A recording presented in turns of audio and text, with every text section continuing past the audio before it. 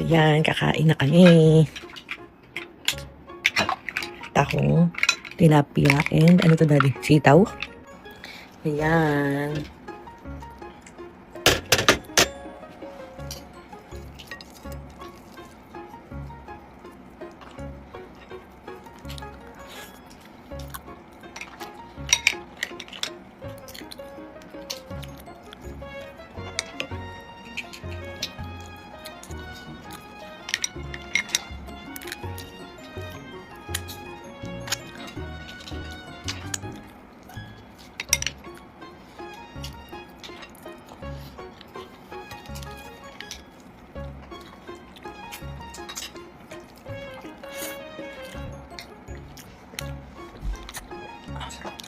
Buko.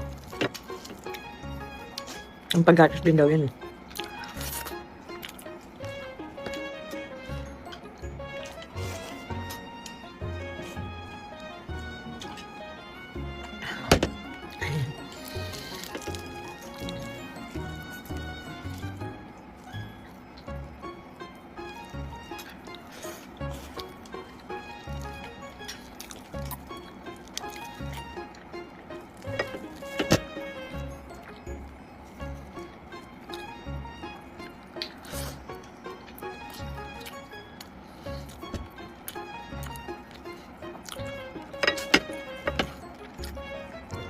Bagay ito.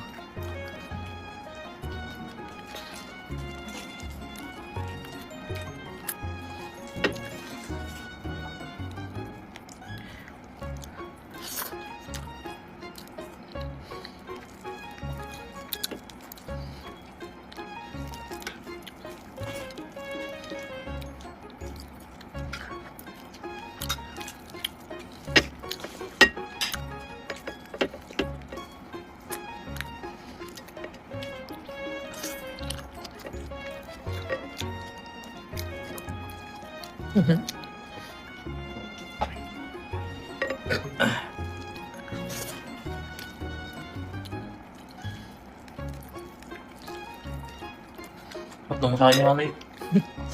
Kaya nga lagi nga ako nagpapamassage. Tulog ako eh. Pumassage ka ulit mamaya. Mm. Lagi nga ako nagpapamassage pagka gusto ko. Ang sarap na nakakatulog.